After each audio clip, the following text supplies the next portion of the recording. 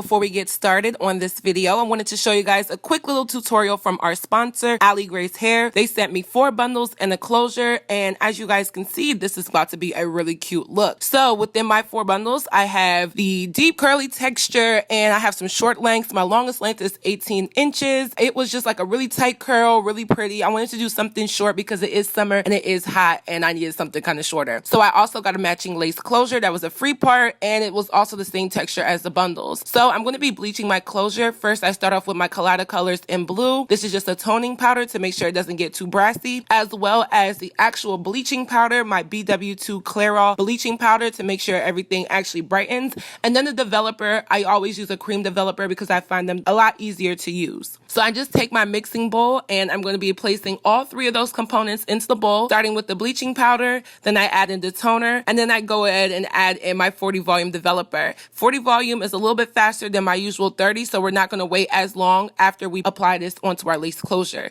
So go ahead and mix up the bowl, make sure it's a nice thick consistency. Pin down your closure to your mannequin head or whatever you use. You kind of want a flat surface so that it's a lot easier and less messy. And go ahead and take a knife or some form of a flat utensil and apply this to the lace closure. So I just take a nice little scoop and I make sure it's thick, make sure it's not too runny, and I apply that all over the lace closure, making sure that I saturate all of the lace but don't let it seep. Make sure you use a light hand. You don't want it to bleach your hair because oftentimes I do that. And you're going to take some aluminum foil, which is going to help process this entire little situation here. And you're just going to place that over the lace closure and you're going to let that sit. So when I use 40 volume developer, I usually let it sit for about 15 to 20 minutes and then I wash it out thoroughly. So I just remove the aluminum foil because now the closure has been bleaching, and I take a neutralizing shampoo of any sort. It doesn't really matter which brand that you use, and I'm just going to apply that onto the bleach area of the closure, and I'm just going to thoroughly wash it out with some warm water. As you can see, the knots are bleached and they look more like a scalp color, or they blend in with your own skin color. So moving on to actually sewing the hair, I'm starting off with a mannequin head per usual, and I'm using a spandex dome style wig cap because they are the stretchiest and fit many different sizes of head. And I'm going to pin that down onto my mannequin head, making sure that it's aligned with the lines on the mannequin. I always start from the side because it adds more volume to your hair. I don't care what texture or what length I'm using.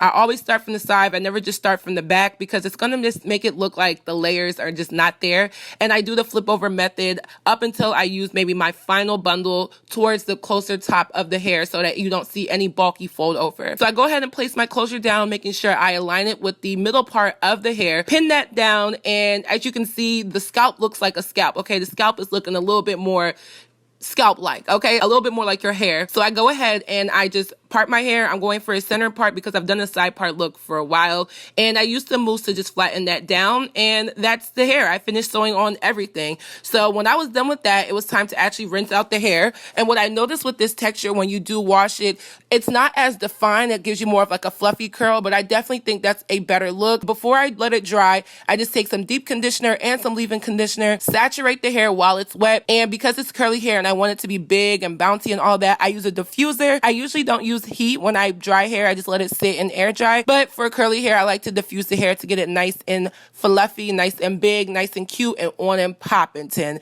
Okay, so I'm just going to be shaping the hair with some scissors. So just adding a little bit of layering because I feel like with curly hair, you want the volume, right? So let's layer it up. So I take the scissors and I cut in a downward fashion just all around the head so that I can have some volume going all around. And I don't know, I just like the way how it looks when it's this way. So when it comes to applying the wig, as you can see, the closure area is really natural. I first applied it a little bit behind my hairline just to see how it would look. And then I brought it up a little bit more closely. I did tweeze a little bit in the front so that I can have like a more gradual effect into my hairline, and this is what it looked like. So I thought the hair was really cute, really on and popping. I definitely loved it. I think it's a great look for the summer. The links will be down below in the description box. Make sure you guys check out aligracehair, and we're about to get right into this video.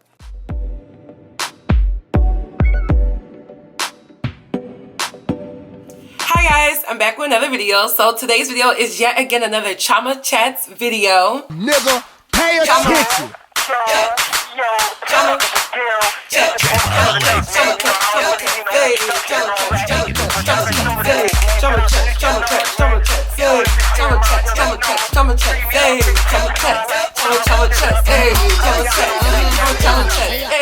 So I I am back here on YouTube. I have taken a break, you know, I just had to take a little vacation. I was in Houston, Texas, and it was very popping. I had so much fun. Way too hot out there for me, way too humid, but you know, it was still fun nonetheless. I had a lot of people tell me like, oh, there's nothing to do in Houston. Why are you coming out here? But it's just like, this is a big city. There's a lot of Africans. Like, you guys have Afrobeat clubs. Like, I wish we had that where I live. Like, there's a lot to do in Houston. I don't know. Sometimes you guys have to make the best out of your city because your city is definitely, I guess you could say, better or like just more to do than a lot of other cities in the United States. Find something to do in Houston because I had fun. I had moves every day. So by today's title, as you guys can see, we are talking about none other than a YouTube couple, BNation. Now, just a little background about them.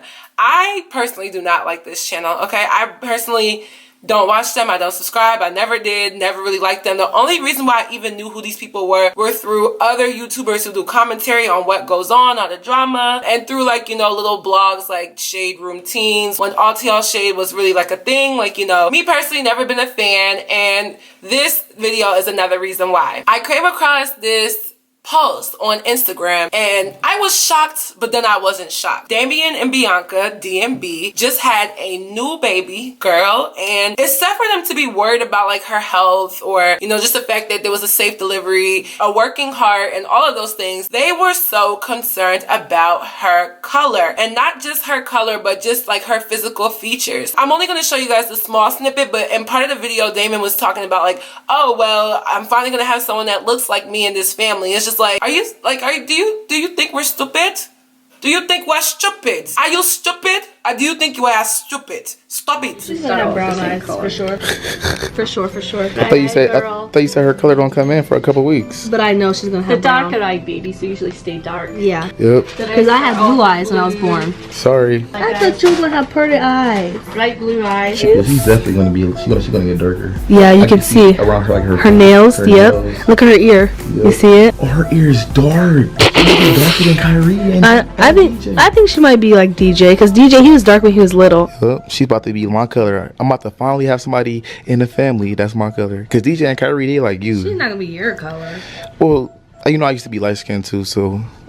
It's just like, bruh, like, you are color struck. We know you're color struck. You feel me? The girl that you went for doesn't even look anything like you. You were so adamant about having like kids that don't look like you. And I just couldn't believe that a young couple would be so strung up about the color of their baby. With that being said, I legitimately think the people that come in my comment section and I guess you could say bash me or hate me for talking about colorism and color are legitimately bat crazy, because when you have more of a discussion and bring things to the table so that people who didn't know can be a part of discussion and know what's going on, know what to look out for, know that they're not alone, or just to have a discussion, it creates awareness and it creates just a level of, okay, this is an issue, we're acknowledging it, and we're trying to figure out solutions as to how to fix it or just alleviate it. So when people tell me like, oh, stop talking about colorism, like you're colorist or whatever it means, or why do you care so much, what can we do about it, what is you doing a YouTube video gonna do about it? Being on YouTube and being engaged in the conversation and being aware does more than just neglecting an issue that is obviously there. I feel like if people knew better, they would definitely do better. Now, BNation, they're pretty controversial, you know, they do pranks, they do challenges, they do things like that, and they were once associated with a lot of other YouTube couples, and I feel like that group has since disbanded because everybody has gone their separate ways, but clearly they are still together. I don't really know if people really care about them or if people watch them or whatever. I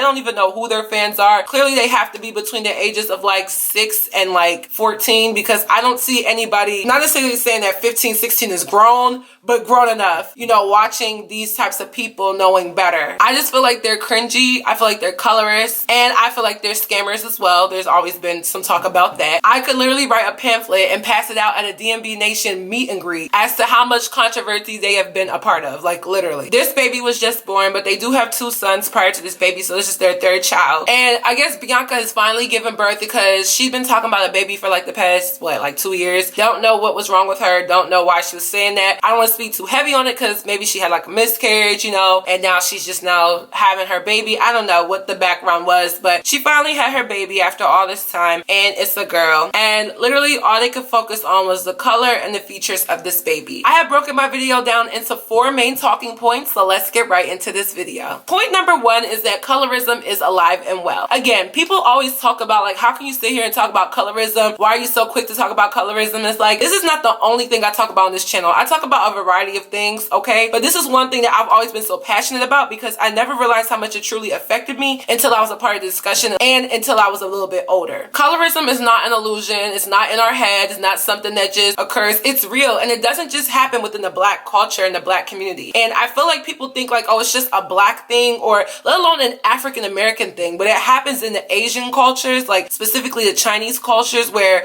if you are not light and very, very white, that they see you as ugly. It happens definitely in the Indian culture, whereas if you're a darker Indian, you're not seen as beautiful, which is why they often promote like bleaching creams and stuff like that. Like, colorism is alive and well in so many different areas of the world that to say that it's only a black issue or that someone shouldn't be talking about it is just crazy, because here's a prime example of two people who clearly have colorism and colorist issues perpetuating this on an innocent child that was literally just born not even a month ago. So with that being said, stop trying to shut me up, because I'm not gonna stop.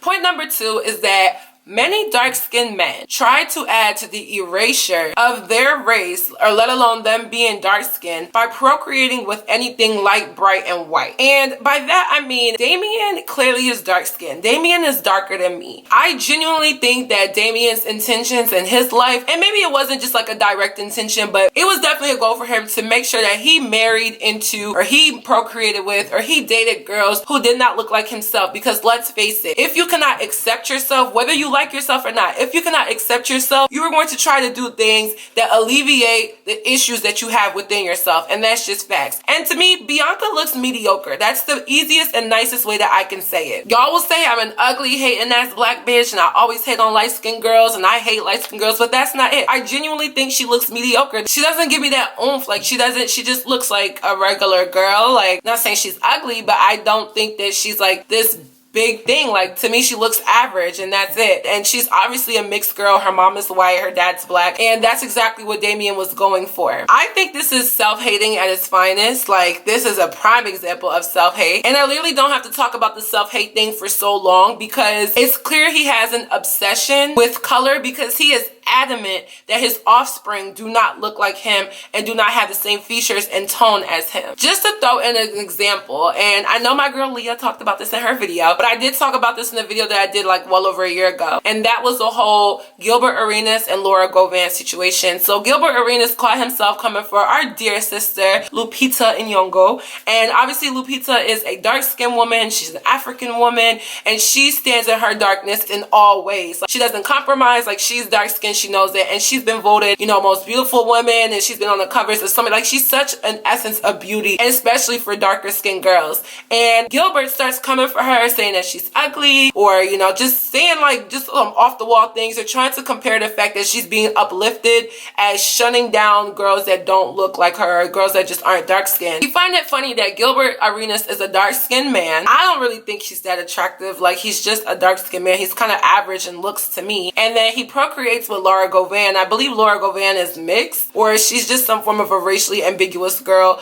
Obviously, she's not a black woman, and she's not a dark-skinned black woman at that. And I'm pretty sure he was hoping for him to have kids that looked more like Laura, or, you know, that mixed look, you know, lighter skin with the, you know, 3C, 3B, 3A hair, slimmer nose, but still have like the little full lips, because it gives you that blackness. You know, he wanted his kids to look like that. But when you see a picture of his children, they look probably just as dark, if not darker than myself. And it's kind of like, oop, slap in the face. Oop, you thought, oop, didn't work out for you, buddy. Oop, try again. Oop, you gotta be quicker than that, because that's just not what happened for him. So you see a lot of black men who would go to an extreme to, I guess you could say, procreate with women who don't look like them in order to kind of like add to the erasure of themselves, so they don't have to see themselves through generations and generations. And then it's kind of funny when it doesn't happen. It's like a slap in the face. Like, you should be focused on so many other things than that. So I find that kind of funny, and Damien is kind of in the same situation, because he was so persistent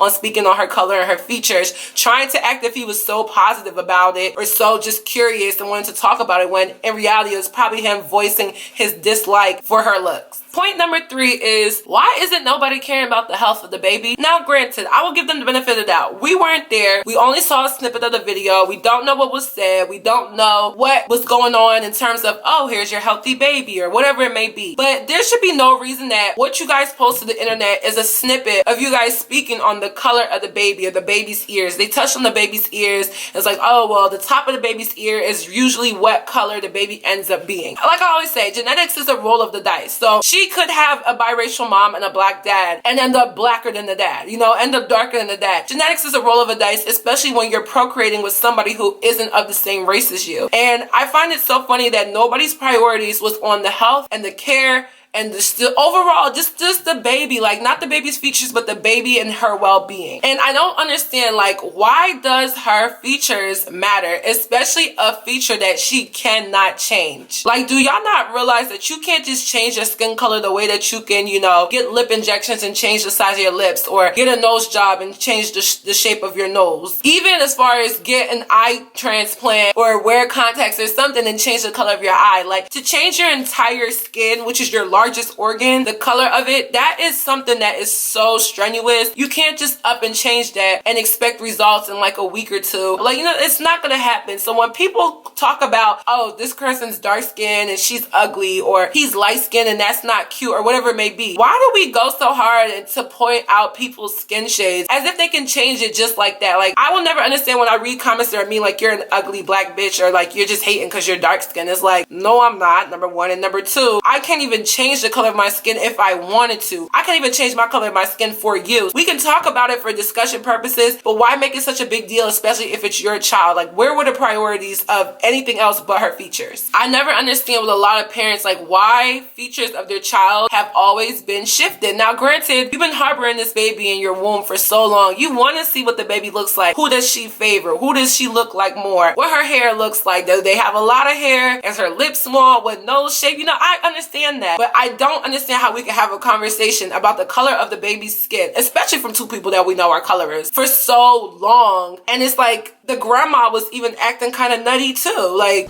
She's gonna have brown eyes for sure. That's okay. How y'all feel about that? How I feel about that? About her eyes being brown?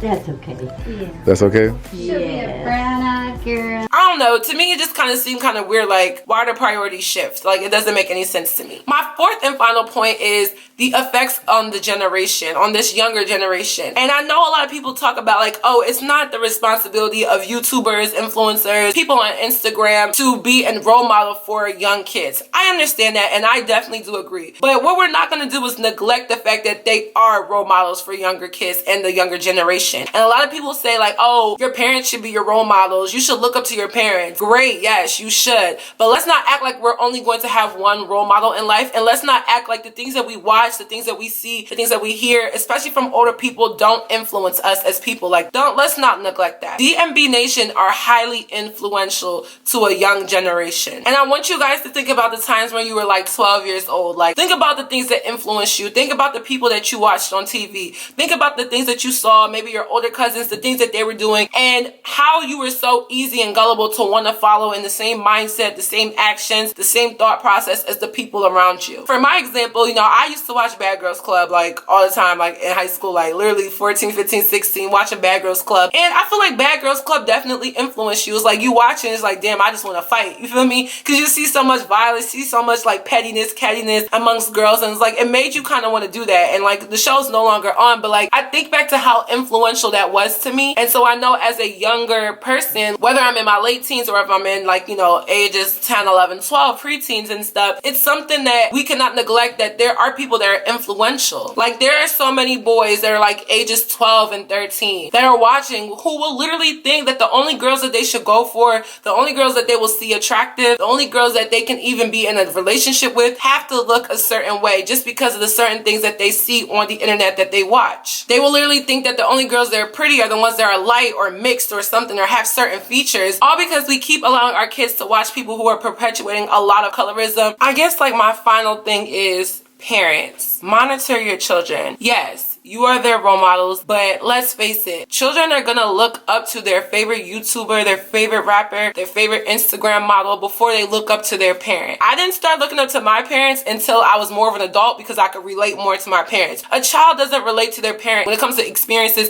and their lifestyle. It's like when you say stay in a child's place, they stay in their child's place and they relate to the people who are younger to them, the generation that's younger to them, or the people that they can see easily and access easily. A prank channel may seem harmless, but when grown people start to put their business out there, you really uncover how bad of role models that a lot of these people are. I feel like a lot of these YouTubers have such an influence on these young children, and it's really starting to be crazy because a lot of the YouTube couples you see kind of look similar. It's usually a darker skinned guy with a racially ambiguous, light skin or mixed girl. A lot of them, okay? And I'm not saying that people can't be in love with the person or can't have a channel with that dynamic going on, but you rarely see two black, and I mean black, phenotypically black, young couples consistently put into the faces of this young generation. And before anybody says, oh yes, there is DK4L, yes, I know. Okay, there is Neek and I don't know her guy's name, but I know Neek and somebody. Okay, yes. But I just mean, for the most part, the ones that are usually on a bigger scale that have the most direct influence do not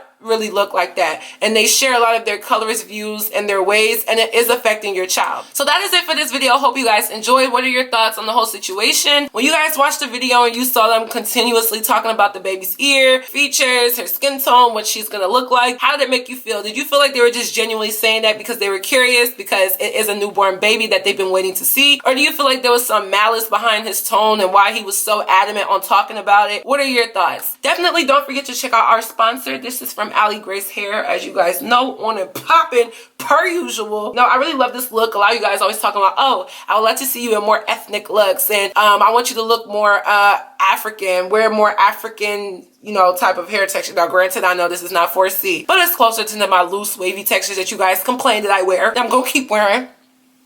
And don't forget to follow me on all of my social media networks, and I'll see you guys in my next video. Bye guys.